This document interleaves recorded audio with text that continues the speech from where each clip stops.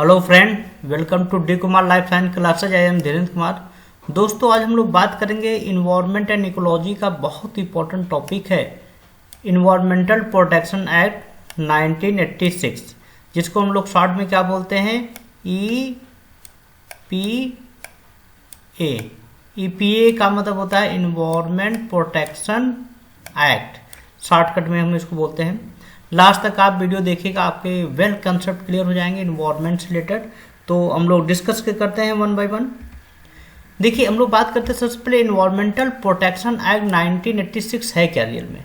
Actually क्या है environmental protection act 1986 is the key legislation in India that was enacted with the aim of protection and improve the quality of environment।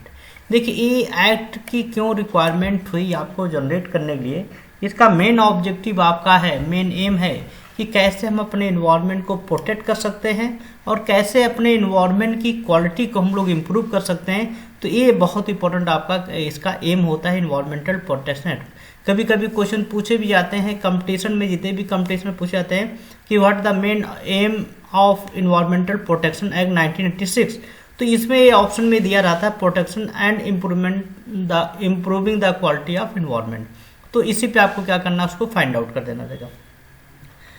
It empower the central government to establish the authority charge with the mandate of preventing environmental pollution in all its form and tackle specific environmental problems that are particular to the different part of the country। ये इसकी हम लोग बात कर रहे हैं। तो central government जो है इस्टेब्लिश किया इस एक्ट को। इस एक्ट में मैंडेट डाला गया, चार्ज किया गया, मैंडेट अथॉरिटी चार्ज दिया गया सेंट्रल गवर्नमेंट को, जिसमें हम लोगों ने ये फाइंड आउट किया कि कैसे हम लोग इन्वायरमेंट के जो पॉल्यूशन है उसको कैसे प्रिवेंट करना।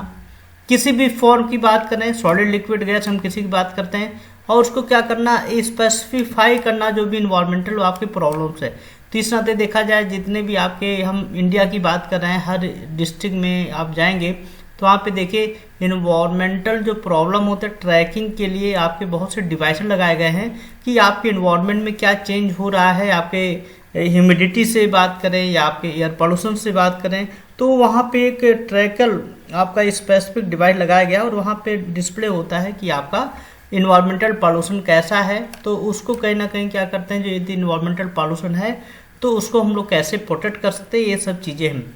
The act is one of the most comprehensive legislation with the to protect and improve the environment। अब इसमें देखा जाए ये बहुत इंपॉर्टेंट आपका एक्ट है, जिसमें हम लोग क्या करते हैं, इन्वायरमेंट को प्रोटेक्ट करते हैं और इन्वायरमेंट के क्वालिटी को इम्प्रूवमेंट की बात करते हैं। तो ये एक्ट क्या है, बहुत इंपॉर्टेंट है, जो सेंट्रल गवर्नमेंट ने क्या किया, इसको इस्टेब्लिश किया।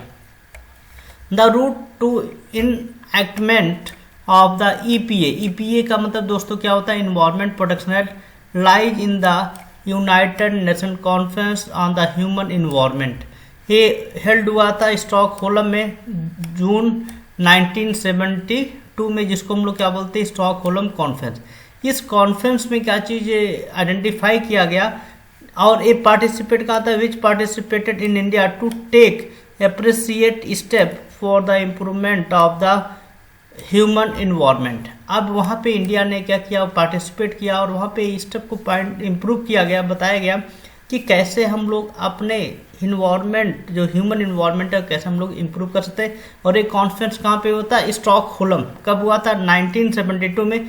ये बहुत बार पूछा गया है कि कौन सा कॉन्फ्रेंस का नाम भी पूछा गया था, टाइटल क्या था दोस्तों, United Nation conference on human environment. ये कहाँ पे हुआ था, स्टॉकहोल्म में। कब हुआ था, 1972 में। इसको क्या बोला जाता था, स्टॉकहोल्म कॉन्फ्रेंस। इस कॉन्फ्रेंस में इंडिया पार्टिसिपेट किया था और उसका बहुत इंपॉर्टेंट कंट्रीब्यूशन था कि कैसे हम ह्यूमन इन्वायरमेंट को इम्प्रूव करें। तो ये कॉन्फ्रेंस में बहुत important. The act implement and discuss made at the Stockholm conference. इस एक्ट के बारे में पूरा इम्प्लीमेंट करने प्लस उसके डिस्कस किया गया था कि कैसे हम लोग इन्वायरमेंट को प्रोटेक्ट करें। तो इसके लिए कॉन्स्टिट्यूशनल आपका प्रोविजन क्या था, the EPA act was enacted under Article 253 of the Indian Constitution, which provide for the enactment of legislation for giving effect to international agreement। देखा जाए ये हम जो इन्वायरमेंटल प्रोटेक्शन एक्ट जो है एक किसके अंदर, तो आर्टिकल 253 के अंदर इंडियन कॉन्स्टिट्यूशन में क्या किया गया है, प्रोवाइड किया गया, जो आपके इंटरनेशनल एग्रीमेंट आपका हुआ, ये बहुत इंपॉर्टेंट आपका है।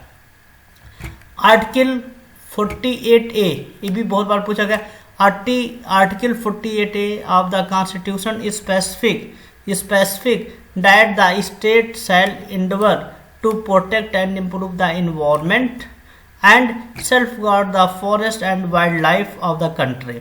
इस एक्ट में ये चीज़ पुट किया गया, कॉन्स्टिट्यूशन में ये पुट किया गया कि स्टेट लेवल पे भी क्या हो जाएगा, जो भी आपके इन्वायरमेंट प्रोटेक्शन और इम्प्रूव के लिए जो भी आपके एक्टिविटीज हो सकता है उसको किया जाएगा।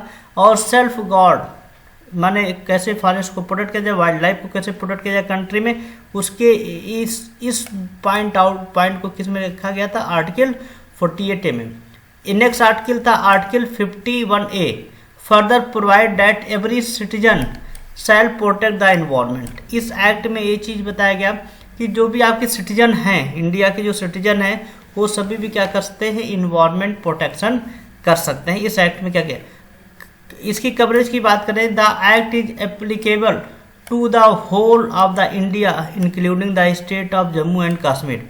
देखा जाए ये जितने भी आपके जो इन्वायरमेंटल प्रोटेक्शन एक्ट जितने भी आर्टिकल्स हैं, ये पूरे होल इंडिया में क्या किया गया था, लागू किया गया था। जम्मू कश्मीर में भी ये चीज़ें क्या किया गया, लागू किया था। अब इम्पोर्टेंट जो होता है, जो इन्वायरमेंटल प्रोटेक्शन एक्ट 1986 था, उसका क्या साइलेंट फीचर था। पहला हम फीचर की बात करते हैं, power of the central government. Central government का क्या पावर था, the central government shall have the power to take all such major and expended for the purpose of protection and improving the quality of environment in coordination with the state government. तो देखा जाए power दिया गया किसको, central government को, कि कैसे हम लोग इन्वायरमेंट की क्वालिटी को इम्प्रूव कर सकते हैं, कैसे प्रोटेक्ट कर सकते हैं। उसके लिए जो भी आपके मेजरमेंट होते हैं, हर मेजरमेंट को क्या किया सेंट्रल गवर्नमेंट ने बनाया, और किसके साथ कोऑर्डिनेट करके, जो भी स्टेट आपके गवर्नमेंट है उनके साथ कोऑर्डिनेट करके ये पॉलिसी क्या किया गया, आपको बनाया गया। Central government is empowered to, अब सेंट्रल गवर्नमेंट की एम्पावर की बात करते हैं, plan and execute a nation wide program for the prevention, control and abatement of environmental pollution. देखिए सेंट्रल गवर्नमेंट के अंदर जो एम्पावर था, पहला कि प्लान डिजाइन करना कि कैसे हम लोग इन्वायरमेंट पॉल्यूशन को कंट्रोल कर सकते हैं, उसको माने एग्जीक्यूट कराना पूरे आपके नेशनल लेवल पे इस प्रोग्राम को, ये आपका सेंट्रल गवर्नमेंट के पास पावर था। दूसरा की बात करते हैं, lay down standard of the quality of environment. Second power था सेंट्रल गवर्नमेंट का कि इन्वायरमेंट की क्या क्वालिटी है, उसका एक स्टैंडर्ड पैरामीटर क्या किया गया, जो डिजाइन किया जाता है वो सेंट्रल गवर्नमेंट की अथॉरिटी से होता है। Lay down standard for emission and discharge of environmental pollutant from the various source. जैसे हम बात करते हैं, जैसे वेरियस सोर्स होते हैं, चाहे इंडस्ट्री हो चाहे कोई भी हो, वो सोर्स कहीं ना कहीं क्या है, जो भी आपके वेस्ट डिस्चार्ज करेंगे आपके सराउंडिंग में, उनका क्या स्टैंडर्ड पैरामीटर होना चाहिए। उस स्टैंडर्ड पैरामीटर को क्या किया गया, सेंट्रल गवर्नमेंट ने डिसाइड किया कि आपके इतने लेवल तक ही आपका होगा तभी आप डिस्चार्ज कर सकते हैं। यदि इस लेवल से ज़्यादा है तो आप डिस्चार्ज इन्वायरमेंट में जो भी वेस्ट है उसको हम लोग नहीं कर सकते। ये पैरामीटर आपको यदि कोई भी आपका सेक्टर है जो डिस्चार्ज कर रहा है, गवर्नमेंट के रूल को फॉलो नहीं कर रहा है, तो उसके लिए पनिशमेंट या पेनाल्टी जो भी है सेंट्रल गवर्नमेंट उसके ऊपर लगा देती है। The restriction of the area, अब इसमें बोला गया कि रिस्ट्रिक्शन किया गया, जैसे industry operator and process or class of industry operation or process shall not be carry out the subject certain safeguard. अब इसमें एक रिस्ट्रिक्शन किया गया एरिया में, जो भी आपकी इंडस्ट्री है, जो भी आपके प्रोसेस या क्लास ऑफ इंडस्ट्री है, उनको बोला गया कि जो भी चीज़ें आपके वेस्ट मटेरियल हैं वो कहीं ऐसे नहीं कि किसी भी एरिया में आप डिस्कार्ड कर सकते हो। उसके लिए क्या किया गया, ये रिस्ट्रिक्शन एरिया डेवलप किया गया कि नहीं आप यहीं पे ही क्या कर सकते हैं, आप कर सकते हैं। The central government as per act है द पावर टू डिस्ट्रिक्ट। अब देखा जाए सेंट्रल गवर्नमेंट ने आपकी पॉलिसी बनाया, अब उसको एग्जीक्यूट कौन करेगा, उसके पावर को वो कहना है कि स्टेट लेवल पे वो सभी चीज़ें आपके होते हैं। तो हम लोग उसकी बात कर रहे हैं central government as per the act है द पावर टू डायरेक्ट। क्या पहला पावर क्या था सेंट्रल गवर्नमेंट का? डायरेक्ट था। पहला क्लोज प्रोहिबिटेड और regulation of any industry operation और प्रोसेस। देखा जाए सेंट्रल गवर्नमेंट को यदि लगता था कि यदि ये इंडस्ट्री है जो भी आपका जो अनवांटेड मॉलिक्यूल्स जनरेट कर रहा है साउंड में, जो हमारे इन्वायरमेंट को डैमेज कर रहा है, वो डायरेक्ट पावर था सेंट्रल गवर्नमेंट को कि उसको क्लोज कर सकता है, उसको प्रोहिबिटेड कर सकता है, ये इंडस्ट्री को डायरेक्ट आपका था। दूसरा था स्टॉपेज और regulation of the supply of electricity और वाटर और एनी अदर सर्विस। इसके अंदर पावर होता था, जैसे कोई भी आपका इंडस्ट्री है जहाँ पे वेस्ट ज़्यादा जनरेट कर रहा है तो इसके पास पावर था सेंट्रल गवर्नमेंट के पास कि वहाँ की इलेक्ट्रिसिटी सप्लाई को भी क्या कर सकता था, स्टॉप भी कर सकता है, या बहुत से आपके सर्विसेज हैं उनको क्या कर सकता है, रोक सकता है। ये आपका पावर था किसको? सेंट्रल गवर्नमेंट के पास। रिस्ट्रिक्शन ऑन पॉल्यूटेंट डिस्चार्ज, ये भी बहुत इंपॉर्टेंट है। No individual or organization shall discharge या emit or permit to discharge emit or any environmental pollutant excess in the precise standard. देखा जाए गवर्नमेंट ने क्या किया, एक पैरामीटर डिसाइड किया, किसी पैरामीटर पे ही होगा तभी आप एमिशन या डिस्चार्ज करेंगे। तो ये रिस्ट्रिक्शन लगाया गया पॉल्यूटेंट डिस्चार्ज का कि ये पैरामीटर से यदि ज़्यादा है तो आप डिस्चार्ज नहीं कर सकते। Power of entry and infection. अब इसमें देखा जाए पावर की हम लोग बात कर रहे हैं, तो पावर की हम लोग बात करें तो सेंट्रल गवर्नमेंट में पावर क्या था? Any person empower by the central government shall have a right to enter at any place. देखा जाए ये सेंट्रल गवर्नमेंट के पास पावर था कि किसी भी इंडस्ट्री में कभी भी जो आपके सेंट्रल गवर्नमेंट थे इन्वायरमेंटल प्रोटेक्शन से, वो कभी भी किसी भी इंडस्ट्री में जा कर के डायरेक्टली क्या कर सकते थे, इंटर कर सकते थे विदाउट एनी इंटरफेरेंस, जांच कर सकते हैं। वो डायरेक्ट होता है, उसको उनके पास ये पूरा राइट था। अब हम लोग बात करते बहुत NEAA, ये बहुत बार पूछा गया है, NGT भी पूछा जाता है। तो पहले बात करते हैं NEAA क्या होता है? National environment appellate authority and national green tribunal. ये देखा जाए ट्राइब्यूनल की बात कर रहे हैं जिसको NGT बोला जाता है। It was established by the central government under the act of NEAA act के 1997 में क्या किया, ये एक्ट बनाया गया था कि the national environment appellate authority act बनाया गया। कब बनाया गया था? 1997 में। The NEAA was established to hear the appeal regarding the restriction of area in which any industry process operation shall be or shall not be carried out the subject to certain safeguard under the Environmental Protection Act। देखा जाए ये जो आपके इस act में ये चीज़ बताया गया कि जो भी आपके इंडस्ट्री के लोग हैं वो कहीं ना कहीं क्या कर सकते हैं, उसके लिए एक्ट बनाया गया, अपील करने के लिए एक्ट बनाया गया कि कौन सी एरिया रिस्ट्रिक्टेड एरिया जहाँ पे हम लोग इंडस्ट्री इस्टेब्लिश कर सकते हैं, प्रोसेस कर सकते हैं। वो अथॉरिटी आपको कौन था? NEAA एक्ट के तहत। NEAA ये क्या करता है? ये वर्क किसके साथ करेगा? National environment tribunal. ये ट्राइब्यूनल के साथ क्या करेगा? वर्क करेगा। Inadequate give rise to demand for the institution to deal with environmental case and more efficient and efficient. अब देखा जाए यहाँ पे ये चीज़ बताया गया कि जो आपके इन्वायरमेंटल जो केस होंगे वो कहीं ना कहीं इस एक्ट के तहत क्या किए जाएंगे, उसको देखे जाएंगे। नेशनल, हम NGT की बात कर रहे हैं, बहुत important. NGT was establish in 2010 में, मैंने 2010 में इस्टेब्लिश किया गया था। उस एक्ट को क्या बोला गया?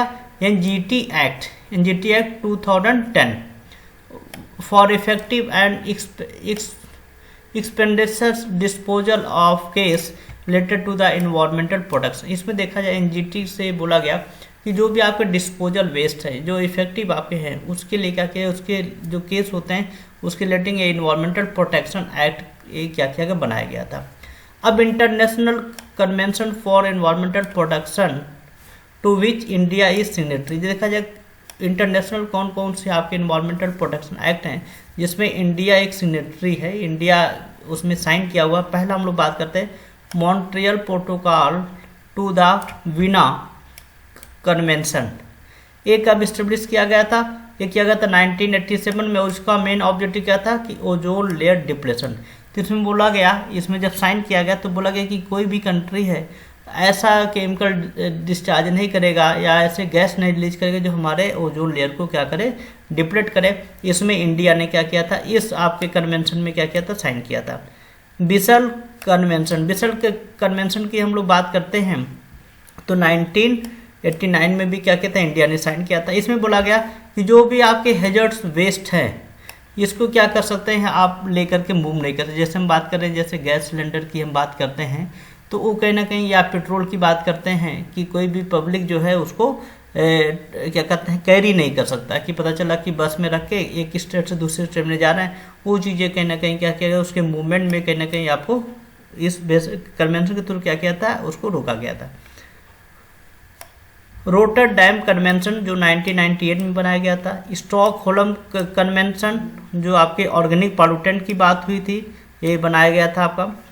UN framework convention on climate change जिसको बोलते हैं UNFCCC जो 1992 में बनाया गया था, जो आपके इन्वायरमेंटल जो चेंज होते क्लाइमेटिक चेंज उस पर। कन्वेंशन ऑन बायोलॉजिकल डाइवर्सिटी 1992 में बनाया गया था। यूएन कन्वेंशन टू कॉम्बैट डिसर्टिफिकेशन इन 1994 में बनाया गया था। तो ये सभी आपके डिफरेंट आपके क्या थे, इन्वायरमेंटल प्रोटेक्शन कन्वेंशन थे जिसमें इंडिया ने क्या किया था, साइन किया था। थैंक यू दोस्तों। नेक्स्ट लेक्चर में हम लोग डिस्कस करेंगे, बहुत ही बड़ा टॉपिक है एनजीओ। ये आपकी एग्जाम में पूछे जाते हैं। आप उम्मीद करते हैं कि आपके जो कंसेप्ट होंगे इन्वायरमेंटल प्रोटेक्शन एक्ट से रिलेटेड 100% क्लियर हो गए होंगे। और ये वीडियो ऐसा है जो आपके लेक्चर है जो आपके एग्जाम में पूछा जाता है, चाहे कंपटीशन हो, चाहे कोर्स एकेडमिक एग्जाम हो, सब में पूछा जाता है। आप इसको लाइक करें, शेयर करें, चैनल को सब्सक्राइब ना किया हो सब्सक्राइब कर दीजिए। आपकी कोई क्वेरी हो तो डी कुमार लाइव क्लासेस पे आप उसको मेल कर दीजिए, आपको तुरंत ऑन स्पॉट आपको आंसर मिलेगा। Thank you, all the best.